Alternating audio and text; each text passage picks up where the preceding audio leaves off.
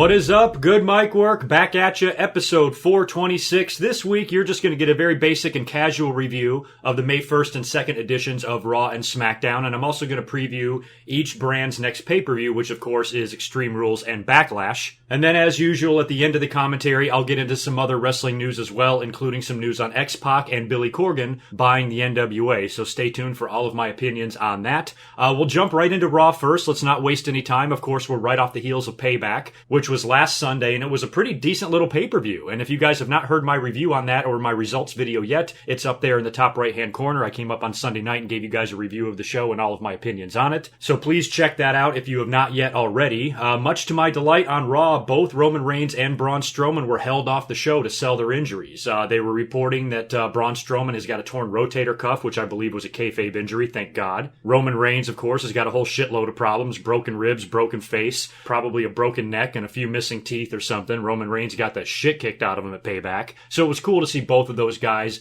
being held off the show completely on Monday Night Raw. And they're not rushing the next match between the two of them, which will obviously be at Extreme Rules. And right now, the word on the street is, or the rumors, is that it will most likely be an ambulance match. An ambulance has been a big part of this feud, as we've seen. It's been a part of two major segments. So like I mentioned in my Payback results commentary, if you're going to have some sort of a gimmick match and Roman Reigns has to win, at least this is a situation where Braun Strowman won't get pinned. And who knows, maybe WWE will surprise us and have Braun Strowman win the ambulance match too, but I highly doubt it. If for some reason it's not an ambulance match, I don't know what it will be. Maybe a stretcher match, maybe a last man standing match, something like that. But whatever it is, we know it's going to be nuts at Extreme Rules. The show opens up with a delightful little segment involving Alexa Bliss. This was going to be her official coronation ceremony on Raw because, of course, she beat Bayley for the title at Payback. So she's in the ring with most of the women's division. I think Nia Jax is out there, Emma, Dana Brooke, Bayley, Sasha Banks, they're all there.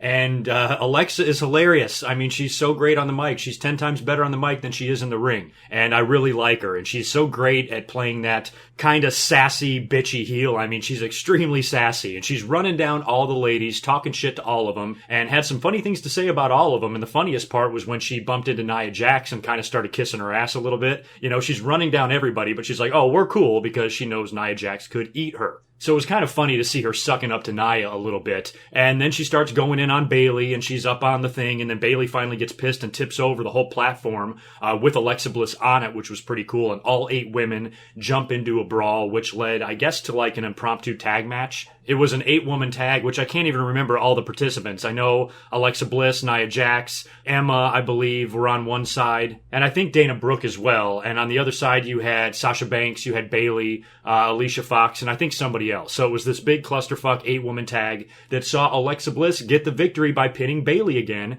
after she kind of raked her eyes or stuck her fingernails in her eyes or something and allowed her to score the pinfall over Bayley. So Alexa Bliss remains on a roll. It was a good overall segment. The match was okay, but I definitely like Alexa as the champion and all of her shit talking.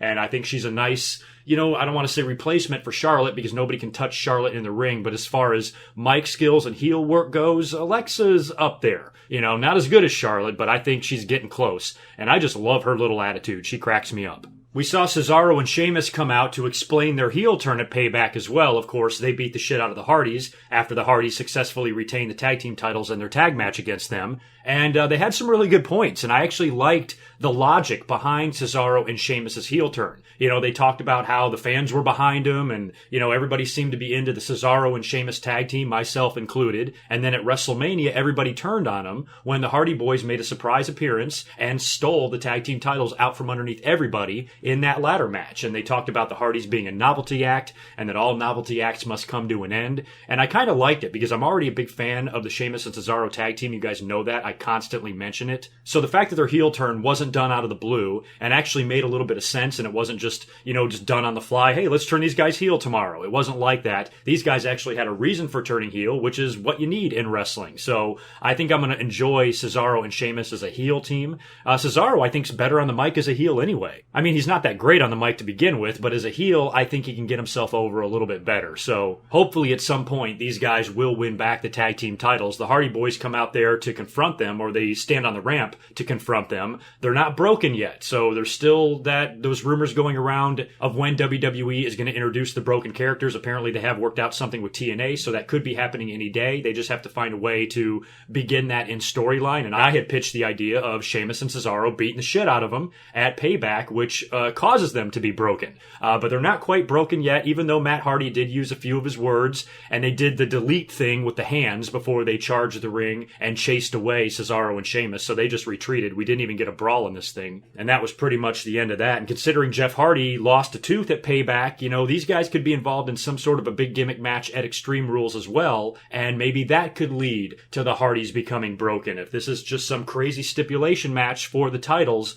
and Cesaro and Sheamus completely decimate the Hardys and take the titles from them, maybe that could be what causes them to become broken, and Matt can start coming out with his accent, and we can hear the piano music and all that shit. So hopefully that is coming on the horizon in the very near future in the WWE, because I, for one, am ready to see it. Aside from the main event of Raw and how the match was made, those were really the only other main parts of Raw. So I'll kind of blow through a couple of the other matches here, and then we'll talk about the main segment. We had Gallows beat Enzo in a one-on-one match. I really don't care there. I'm sick and tired of seeing Enzo and Cass versus the Club. I am totally over it. I didn't even watch the kickoff match between the two, and I pretty much just fast-forwarded through this entire match to get to the end to see who won, and I saw that Gallows did. Whatever, big deal. Let's move these two teams on. Apollo Crews beat Heath Slater, and there's some weird, of course, alliance going on with Crews and Titus O'Neil. Titus O'Neil has this Titus brand, and I don't know exactly what he's trying to sell to all these guys other than success and fame and your future or whatever the fuck. So he's out there taking a selfie with Crews after the match. So that whole thing is going on. I have no idea where that's going to lead or blow off. Eventually it'll be a match between Titus and Crews. We know that. But at the end of the day, does anybody really care about this storyline? I kind of don't at this point.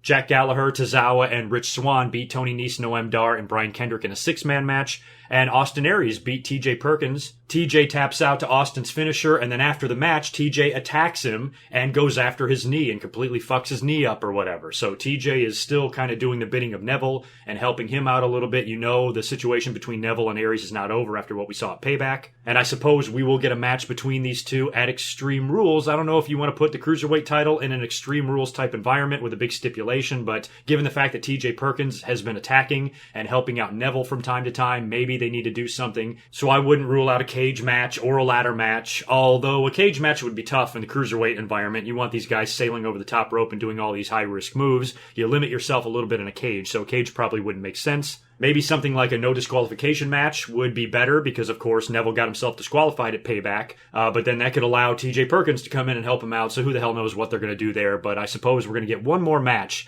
between Austin Aries and Neville. And Aries will either win the belt or he's not going to win the belt. This should be probably his last chance whenever they lock up again. I didn't see the entire episode of 205 Live this week, although I did check out a few clips on the WWE Network. But one thing that everybody was talking about, which I thought was hilarious, is that during the show, Corey Graves took a shot at Tom Phillips about his text scandal from a couple of months ago when he texted that girl an inappropriate conversation talking about he had a 4-hour flight and a raging erection. And Corey Graves is bringing it up on WWE TV, which is hilarious. And he tweeted a response to it, or he tweeted his defense to it, because I think a lot of people were like, holy shit, Corey Graves is an asshole, but him and Tom Phillips are friends. I mean, Gorilla and Jesse and Gorilla and Bobby, they always ribbed each other constantly, and WWE, I think, is more amused by the Tom Phillips situation. They're not that freaked out. They've had worse things happen, of course, we've seen with Seth Rollins and Paige. So Tom Phillips having some text messages released, even though they were pretty raunchy, wasn't the worst thing in the world. They weren't dick pics or sex tapes or anything like that. So WWE seems like they're ribbing Tom Phillips about it, and Corey Graves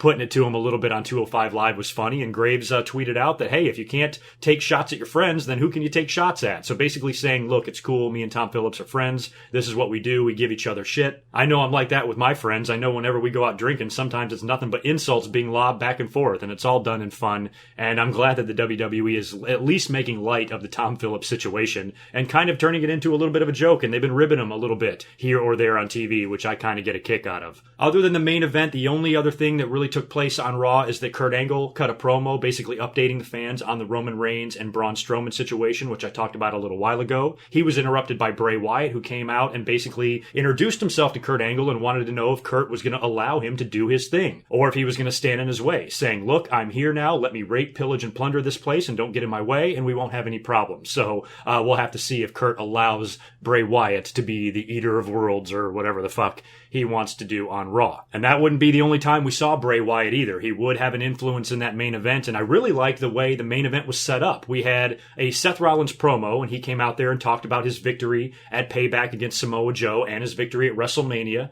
against Triple H, and basically said that he wants a shot at the WWE title. And I mentioned that in my last commentary, that he could be one of the names thrown into the hat for SummerSlam if they're looking for an opponent for Brock. I think Braun Strowman makes the most sense, but if they want to have some fun with it, they could have Seth Rollins versus Brock, and Brock has been advertised for, I don't even want to say this out loud, great balls of fire. Jesus, just saying that drives me crazy. But Brock, I guess, is going to be defending the title at Great Balls of fucking Fire. And that match could very well be against Seth Rollins. So Seth Rollins basically calls out the Beast, which then prompts Finn Balor to come out. And Finn Balor says, look, if anybody wants a shot at the Universal title, the line starts with me. I never lost that belt to begin with. I beat you for it at SummerSlam and then had to forfeit the title the next day. I should be the one to get that rematch, so you're going to have to fight me for it, basically. That causes Dean Ambrose, of all people, to come out next. He gets on the mic and kind of takes a little bit of a shot at Brock Lesnar, saying that Brock only wrestles when he wants to, and it isn't very often, talking about how he's the Intercontinental Champion, and since Brock is back at home, that means the IC title is really the most important belt on Raw right now, and he just wants to fight everybody, and he's a fighting champion,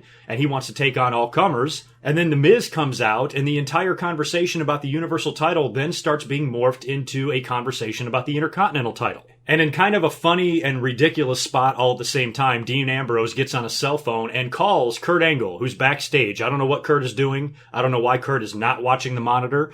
But Dean is like, hey, Kurt, it's Dean. I'm in the ring right now. Hey, look, I got a question to ask you. And he pulls the microphone away, pretends he's having a conversation with, quote-unquote, Kurt Angle. Gets off the phone with him and says, okay, it's all set. Kurt Angle is going to make a #1 contenders match for the Intercontinental title. It's a no disqualification match, triple threat between Finn Balor, Seth Rollins, and The Miz. And that will be your main event. And what a main event it was. It was awesome. But before we get to that, Dean Ambrose did some more hilarious shit backstage where he interviewed all of the participants. He first showed up in an interview with The Miz and replaces himself with Charlie, whatever her name is.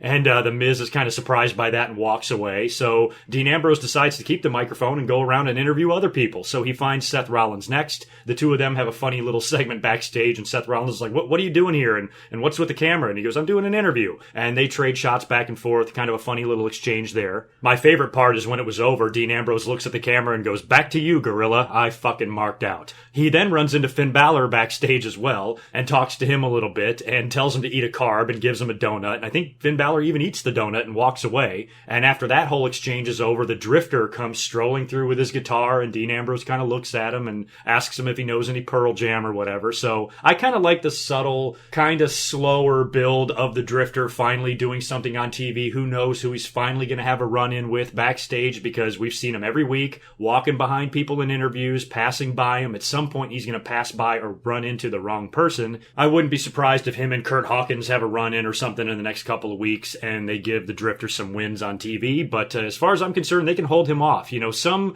vignettes and some builds to people's debuts take too long. With this Drifter thing, I'm fine with it. They should have him do more of that through the crowd stuff too. I don't think we've seen that since the first night that he appeared, but he should just stroll through the crowd, like right in front of the hard camera, and just make an appearance. The announcers don't even have to acknowledge him. Just have him do it. You know, just little subtle things like that. Be a little bit different. Be a little bit more creative with this guy. The announcers don't have to oversell it. Just subtly put him out there so the fans who are really paying attention get to see him and, might actually like it. So I've got high hopes for the Drifter right now, even though he hasn't said a word. And hopefully this will be an interesting and different type of gimmick.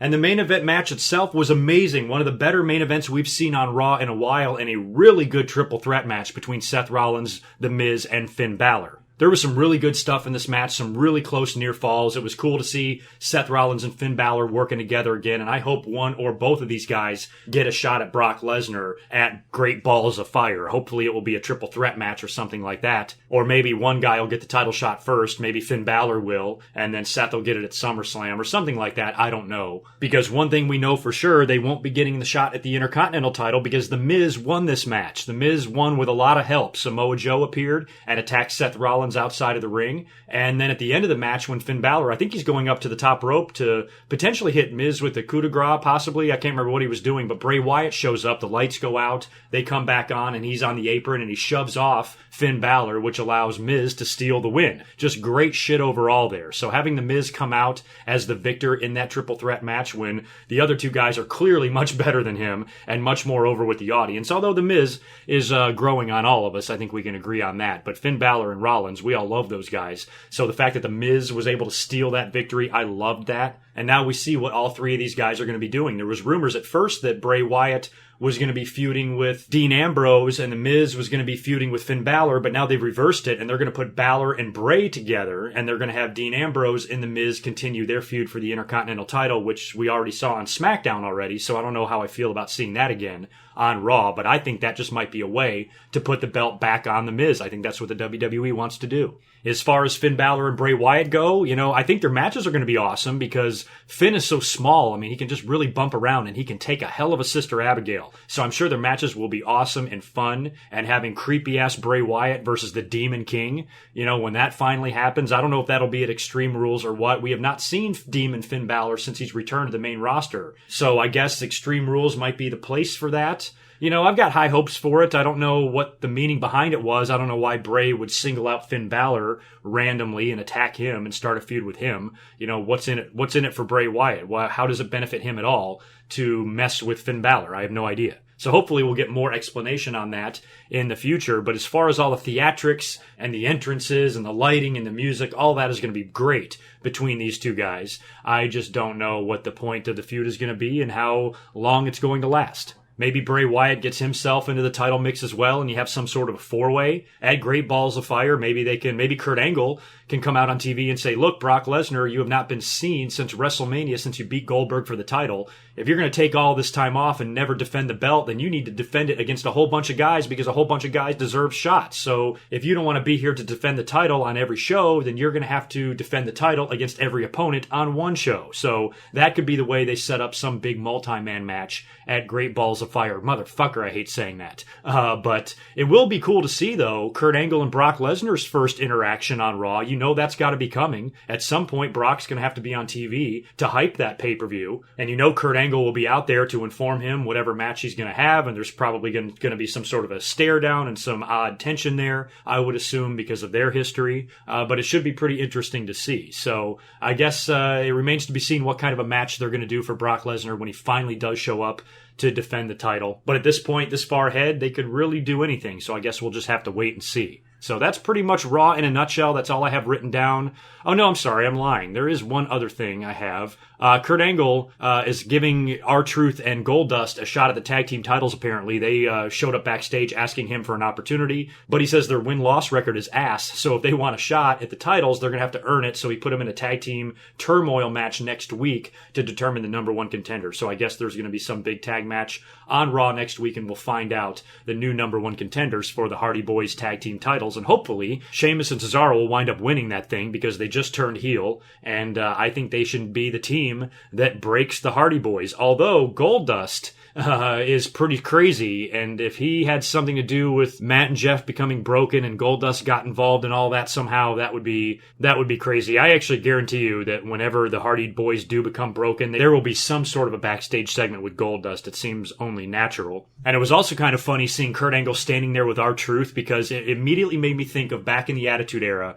I think it was when Kurt Angle won the title. All I remember is that he's walking backstage in his white Olympic jogging suit outfit. And I'm pretty sure he's got the belt with him. And I think he's got all of his family members with him. He's got all of his brothers. And remember when Eric Angle was doing shit on TV with Kurt? I'm pretty sure that was during his first title reign. But anyway, they're all walking backstage together. He's basically giving his family a tour of the backstage area, and they run into R-Truth, who back then was known as K-Quick. And he goes, "Hey, K-Quick, it's good to see you." And he shakes his hand, and he tells his family, he goes, "Hey, this is K-Quick." And in unison, every single Angle brother goes, "Hi, K-Quick." It's just something that I've always remembered. Probably haven't seen that episode since it aired, but I'll never forget the entire Angle family saying hi to K-Quick. So when I saw R-Truth with Kurt Angle on Raw, I got a little chuckle, and it made me think of that. So that pretty much wraps it up for Raw. Why don't we move on to SmackDown now? This show was also okay. I don't know which show I liked better. Maybe SmackDown just a little bit because, well, I don't know. I mean, I should take that back because I enjoyed both main events. Both main events on Raw and SmackDown I thought were awesome. I think the ending of the SmackDown main event was my favorite part, where the match itself on Raw was my favorite part of that main event. Because what a great triple threat match that was. So SmackDown opens with Shane McMahon coming out to the ring, introducing Chris Jericho. Jericho, of course, won the United States title from Kevin Owens at Payback. At the time, I don't think any of us really predicted Jericho winning the title and coming over to SmackDown, but he did. He's going to be defending the United States title on SmackDown that very same night against Kevin Owens, who invoked his rematch clause right away. Jericho was in the ring talking to Shane McMahon. AJ Styles comes out and talks about his history with Chris Jericho, and he says, "Hey, if you're still champion after tonight, that means I'm going to be the one taking that title off of you." And then Chris Jericho puts him on the list for saying he's going to beat him at Backlash. You know what happens to people who say they're going to beat me at Backlash or whatever the fuck he said. So poor AJ made the list. Kevin Owens then comes out to the ramp, starts cutting a promo. AJ Styles wants to hear none of it, immediately jumps out of the ring and charges Kevin Owens. They start brawling. Fast forwarding now to the main event, we do get Kevin Owens versus Chris Jericho in a pretty good match. And Owens does defeat Chris Jericho clean, hits him with a pop-up powerbomb after a grueling match, pins him, and wins back the United States title the very next night. And then they do the spot where they write Jericho off of TV because he's got to go tour with Fozzy. We all know that. I wouldn't expect to see Jericho back now after this because Kevin Owens, after the match, attacks him, and then he starts to walk completely away and leave the ringside area, and then he runs back at the last minute, attacks Jericho after the referees are helping him out of the ring, wraps a steel chair around Jericho's neck, and rams him face first into the ring post in a pretty sick-looking spot. And Jericho's holding his neck or whatever, so clearly he's going to be injured now and off of TV for a while. And what I like about this angle is that it leaves the door open. Jericho's not quite retired yet. I think he'll be back after his tour or whatever, maybe even late this summer. I don't know if he'll necessarily have any more matches with Kevin Owens, and I guess when he comes back, he will be on the SmackDown brand, unless they throw him back over to Raw somehow or whatever. But I like the overall angle. I like the swerve they gave us at Payback, giving Jericho the belt, and then he shows up on SmackDown. They have another title match and a title change on SmackDown in the main event, and then he gets injured with the chair post spot, which I really like. So all in all, really good main event and good story on SmackDown. No complaints about the main event on either show at all this week. We didn't see Randy Orton on SmackDown, although we did see Jinder Mahal. The very first thing we saw on SmackDown was Jinder doing like promo photos backstage with the title, like he's the fucking champion or something. And Shane McMahon shows up and just takes the belt away from him. He's like, "Look, asshole, you didn't win this. It doesn't belong to you. Give it to me." And he says that he's going to put Jinder Mahal in a match with Sami Zayn later on that night. So Jinder winds up beating Sami Zayn. And, you know, this is going to sound really bad. A lot of fans were complaining that Sami Zayn lost, but he had help. You know, Jinder had help from the Singh brothers who distracted Sami Zayn, and then Jinder was able to nail Sami with his finisher and get the pin. And I was surprised how many people were complaining that Sami lost. Look, I like Sami as much as everybody does, but Jinder Mahal is the number one contender. Jinder Mahal is the one that's getting the title shot. If anything, Jinder should have beaten Sami Zayn clean, because I think so far they have failed to make Jinder Mahal feel like a credible threat to the WWE title. Right now, I have no doubt that Randy Orton will beat him. I could be wrong. WWE could swerve the shit out of us,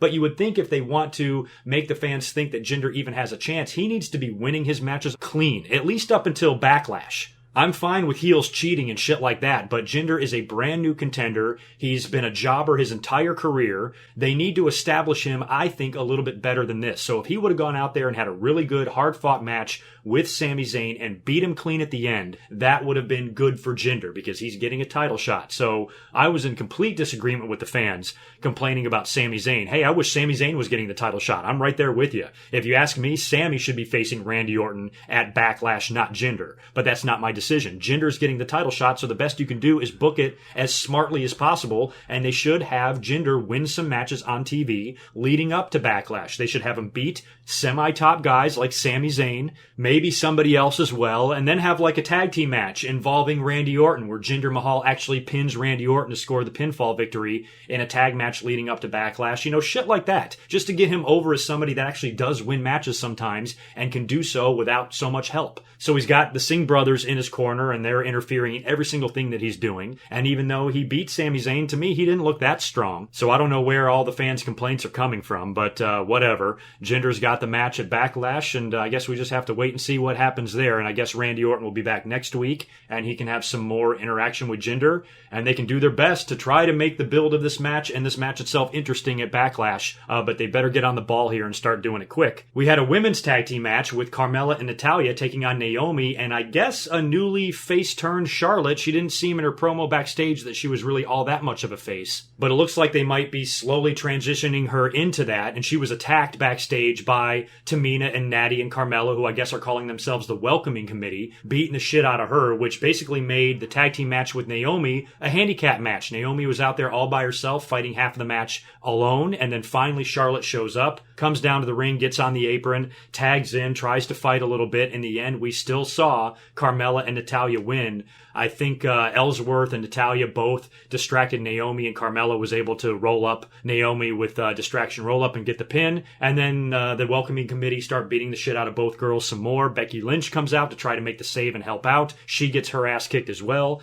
and the Welcoming Committee stands tall. So those three girls, if you ask me, are being booked a lot better than Jinder Mahal is as far as like getting them over as badasses. So I hope whatever they do, this leads to a title reign for Natalya. I think she's long overdue holding one of these two women's championships, and even though I think Charlotte will reign supreme on SmackDown one day and she'll be the queen of that division, maybe an eventual feud between her and Natalya for the title is something we see this summer once they figure out how to get it off of Naomi. So I have a feeling it might be Natalya who winds up taking the belt off of Naomi, leading to a match with Charlotte for the title, maybe even as late as SummerSlam. That's kind of the direction I can feel them going in, and I hope that they do, because those two girls had some awesome matches in NXT, and I would love to see them carry that over to the SmackDown brand here a few years later. Let's see, what else did we have on SmackDown? We had Ty Dillinger getting a victory over Aiden English, who's now by himself because, you know, the other half of the Vaudevillains left the company or got released or whatever, so I guess they're going to try a singles push for English. He's very good, he's a good talker, he's got that great voice, he sings.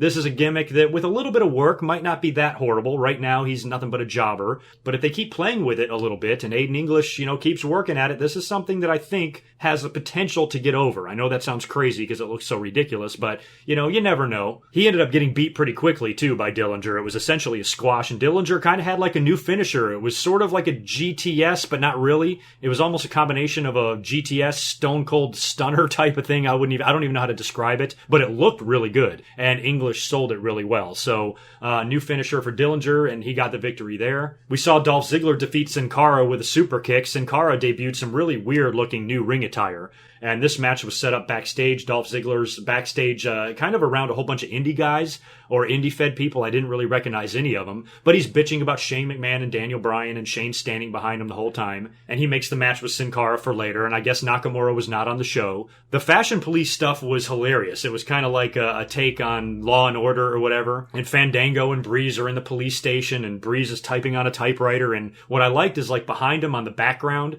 you saw pictures of Freddie Blassie, the Big Boss Man, a whole bunch of other people that I guess have bad fashion, and they were just getting ready to close the case on the Ascension, which I thought was funny, and then they come across the files of the Usos, and they talk about all the different laws that they break backstage, and the funniest one was when Tyler Breeze is like, they're walking around here like they own the place, and he goes, that's jaywalking, and then without even missing a beat, Fandango goes, and Jimmy walking, which I just laughed hysterically, and I even rewound it and watched it again. That's how funny I found that. But overall, pretty funny segment there. I have no problem with these two dumbasses getting a title shot for the tag team titles because they're absolutely hilarious, and they definitely put their time in, and they've had buckets of shit for breakfast, lunch, and dinner. They've been jobbing in every match they've been in, and been treated like crap for the past several months, and they've done it and still managed to get over somehow. And it's pretty cool, too, because somebody was tweeting me saying, hey, good mic work. Have you noticed that all the people that were in Southpaw Regional Wrestling are all getting pushes on SmackDown? You had Fandango in that. You had Tyler Breeze in that. Chris Jericho, of course, is now on SmackDown. Rusev might be getting a title shot because he did that promo last week or whatever saying that he's not going to debut until he gets one. So maybe it took some sort of dumb YouTube skit like that for WWE to realize that some of these guys can be really great on TV, and you should use them more. So Breezango getting this shot and these little backstage segments, so far I'm not bored with them. So far they haven't been bad, and this the most recent one that they did on SmackDown I really got a kick out of. So we'll have to see if they wind up beating the Usos. Usos still not back on TV either. So you know they obviously were probably given time off from the company after the death of Rosie, but they should be back soon. And this match with Breezango, which I assume is taking place at Backlash. I haven't looked at the official card yet. So there you go. That's pretty much Raw and SmackDown for you. No other really major WWE news going on right now that I can think of that I'm forgetting to talk about. So it kind of feels like we're in a little bit of a lull right now, and I wouldn't be surprised at all if next week's Raw and SmackDown really suck. As a matter of fact, they're all overseas, correct? And did you guys see the pictures on Twitter? I guess, I don't know who tweeted it originally. I think it was Titus O'Neil. But there's a couple of pictures on Twitter of Roman Reigns and Braun Strowman hanging out sightseeing together on their overseas tour, which is really funny. So I guess kayfabe's dead there. I did try to click one of the links, and it says the tweet was not available, so I think the WWE made them take it down. But by now, it's all over Twitter, and I've already seen more than one picture of Strowman and Roman Reigns together, which I kind of got a kick out of. And I'm guessing that, I guess I can look it up really quick. Raw and SmackDown, I believe, is from London next week. I think they're both in the O2 Arena. That would be the, let's just take a look, the May 8th and May 9th show, correct? Yeah, it appears to be that way. So yeah, all the boys and the rosters are over there in what is no doubt an incredibly grueling overseas tour. Those things always are. And Raw and SmackDown will be from London next week, which means they'll be taped for us here in the States, and the spoilers usually come out. And WWE always gives that London crowd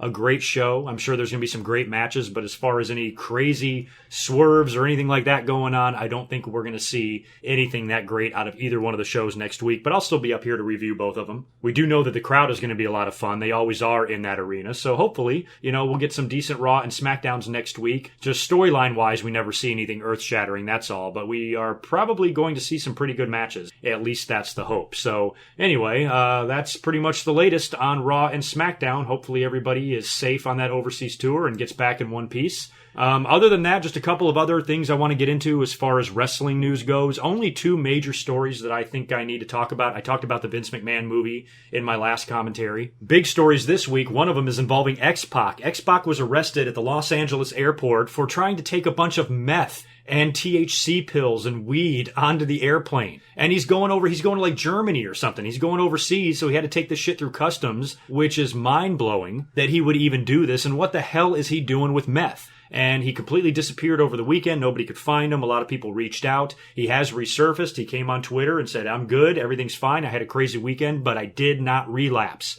And apparently he did an interview where he reiterated that he did not relapse. Well, if he did not relapse, what the fuck is he taking all that shit over there for? To sell it? Does he really need to be a drug dealer at this point in his life? I mean, the guy's almost 50 years old, so I don't know what's going on with XPac. I've always been a fan of XPac. He's just so funny, so cool. I know he's got his demons. I know he's had his demons worked out for quite a while now, and I really hope that this isn't something too serious, and it sounds like it is. I mean, he was arrested. He spent the night in jail, apparently, and didn't get out until the next day, and now he has to deal with all these drug charges, which probably isn't going to be good. Who cares about the marijuana? Like I saw, he had some THC pills. Those are fine. You can get those at any weed dispensary here in Southern California. They're all over the place. It's pretty much legal to buy. So there's certain things you can do and you can get away with, but he was taking so much over there, I think they charged him with like intent to sell. Anytime I go back to the East Coast to visit my friends, I always stop by one of the stores here and I pick up a bunch of THC chocolate bars and I take them over there and I give them to everybody and they eat them and they get fucked up and it's a blast. So THC chocolate bars and THC pills and marijuana liquid cartridges for your vape pens, those are all harmless. Who cares? But the meth crap, I don't know what that's about. And just anything in general. Like, even though weed is not a big deal, don't take that shit on flights. You gotta be crazy. Whenever I do it, I'm extremely careful about it, and I take very little, just a little bit to have during my vacation, so I don't go fucking nuts hanging around a bunch of family members or whatever. But this seems really ridiculous. How in the world XPac was that ballsy to take that much shit through an airport, especially when you're flying overseas? And, you know, he was already on a list. That's the funniest part. He was already on a watch list. So I think a canine dog sniffed through his luggage and alerted the police that there's something in there. And they pulled out all this shit and arrested him. And I think they got him on it said the jet bridge. So I'm guessing, that's the thing that takes you into the airplane, that hallway you walk down. Can you imagine just being in line, waiting to board your flight, and then a bunch of cops approach you and arrest you in front of everybody? Holy shit, that would be embarrassing. So, XPac, I hope you're all right. I hope nothing shady is going on. You know, you've managed to survive all this time after years of drug abuse and just shit that you've done to your body and yourself, and you're very lucky to be here with us still. So I really hope whatever's going on with him works itself out, and I don't want to say I don't believe him, and I'm not trying to call him a liar, but how can you say you didn't have a relapse, or how can you say you didn't really do anything wrong when you took a shit ton of drugs with you? So anyway, I don't even know what to make of that story. I just wish XPac nothing but the best. The other big story is that Billy Corgan, the one-time president of TNA and a guy that was helping them out financially and was even rumored to buy the company for a while there, has decided to buy the NWA instead. Now, the NWA is really just trademarks and logos and shit like that can be licensed out to a lot of independent promotions. It's not like it's an actual wrestling company, but Billy Corgan owning the name NWA, that name still carries a lot of weight, at least with fans like me who grew up on the NWA and remember all of the great champions and the great moments from those days and the territory days and all of that. And Billy Corgan has got a lot of money. He's a big wrestling fan. And maybe he can actually do something with the NWA and create some sort of a promotion here and maybe make some waves, because TNA and Anthem and that fucking owl, it's a joke. And that just needs to go away. So if Billy Corgan wasn't able to buy TNA, this is what he felt was the next best thing. And now he owns all the rights and trademarks, I guess, of the NWA. So I'm really interested to see what Billy Corgan is capable of. A lot of people speak well of him. I mean, I don't know much about him. To me, every time I've seen him on TV, he doesn't seem to have a whole lot of charisma or whatever, but that doesn't mean he's not a good businessman, and that doesn't mean he might not have some good ideas, and he might be the perfect person to be the next owner of another wrestling promotion out there that can help, compete with promotions like Impact and Ring of Honor, and maybe even WWE. Probably not WWE, but NWA has got a lot of history and a lot of lineage, and I'm glad to see it in the hands of somebody that actually cares and wants to do something with it. That just that prolongs the NWA name, which I will never complain about, and that old NWA belt, that title still brings back a lot of memories when I lay my eyes on it. So I'm wishing Billy Corgan nothing but the best, and whatever he winds up doing with NWA, I hope it's a huge success. So good luck to you. So that is it for me this week. I am pretty much out of here. There's only one other thing I want to mention to you guys. I actually want to get your opinions on it, because it was brought to my attention on Twitter, and it's actually been brought to my attention several times. I just keep forgetting to mention it. But sometimes after pay-per-views, I will get some complaints from people in my results videos saying that I spoiled the pay-per-view for them because they might live overseas and they might not get a chance to see the pay-per-view until Monday in some cases, or many, many hours after the pay-per-view is already over. And if they see YouTube or they look at my social media, they see pictures in the thumbnail of the winners or losers, or I might even put it in the title description or something like that. And every now and then I'll get a complaint from somebody saying, please don't spoil the outcome of the pay-per-view. So I want all of your opinions here. What do you think I should do? It's not like, I'm not like other YouTubers. Some other YouTubers are up within 1 hour. They're up on YouTube after the pay-per-view ends, talking about the pay-per-view. Me, it takes me a lot longer. Sometimes after a pay-per-view, I'll cook myself some dinner. I'll go out with a friend and have a drink or something like that, and then I'll come home and work on it. Usually it's 6 or 7 hours after the pay-per-view is over before I finally get a results video up. So in my mind, I'm one of the last videos to even come up on YouTube, and certainly there's a lot of other YouTubers out there that are doing the same thing, and I'm not doing it intentionally. It's something I'm not even thinking about. So I should be more conscious of the overseas viewers and not to spoil anything for them. But at the same time, the pay-per-view's over, and it's been over for hours. And if you're not going to be able to watch it until the next day, my advice is stay off of YouTube. Stay off of Twitter, because I can't imagine my thumbnail on my YouTube video would spoil anything any worse than WWE's Twitter feed. Surely I cannot be the only person spoiling pay-per-views. A lot of other YouTubers treat their thumbnails and their descriptions descriptions the same way as I do. I mean, some don't, but most of them do. So I'm just surprised that I'm the one getting the heat for this. And the people that have brought it to my attention have never really bitched or complained. You guys have all been nothing but respectful. A lot of you guys are just requesting that maybe I stop doing that so you don't get spoiled. And I want to help you out there. But at the same time, I want to create good titles and I want to have good thumbnails and I want people to click on my videos. So I'm just not sure what to do. I want to be conscious and I want to be sympathetic to people that watch the pay-per-view a day late, but I also want to give you advice to stay off of social media and YouTube if you have not seen the pay-per-view. If I was in that position, that's what I would do. If I couldn't see a pay-per-view and I didn't want to get spoiled, with me, I don't care about being spoiled, so it's not an issue for me. But if I didn't want to get spoiled, the last thing I would do is surf around YouTube or go on Twitter. And maybe that's not even your fault. You might have me set up in your notifications. Maybe you get a notification on your phone whenever I upload a video, and if that notification comes up and says, good mic work, uploaded a video, payback results, Braun Strowman wins, and you're like, shit, now I know who won. So I could never in a million years imagine myself suggesting that you turn off your notifications for me because I want you guys to click that bell and get notified when I upload videos. But if you're one of those people that cannot watch the pay-per-view until the day after, just stay off of YouTube. So I'm going to wait and see what the comments here say. If the majority of you are saying, yes, you shouldn't put the results in your thumbnail or your description, then I'll stop doing it. But if most of you have my back and say, no, if people don't want to get spoiled, they should stay off of YouTube, then I'll do that as well. Basically, I just want to get the feedback from my listeners to figure out what the proper way of handling things are. Because I'm all about making my listeners happy. I'm a fan-friendly general manager. I'm just like Gorilla Monsoon. So that is it for me this week. I appreciate you guys listening. I know I still owe you guys some re-uploads. I literally have like 10 projects for the Good Mic Work channel that I'm trying to work on simultaneously with a life and a regular job and all of that. So I'm having trouble finding enough time to get a lot of this shit done, which is why it's taking so long. But, I appreciate all of your patience, and there will be a lot of content coming to the channel this summer. I'm just trying to get my ducks in a row and get it all done. So those of you who are patient with me, I very much appreciate it. You guys are awesome. So take care of yourselves. I'll talk to you in just a few days, and I hope you guys all have a great rest of your week. Take care, and I'll talk to you real soon. Until next time, peace.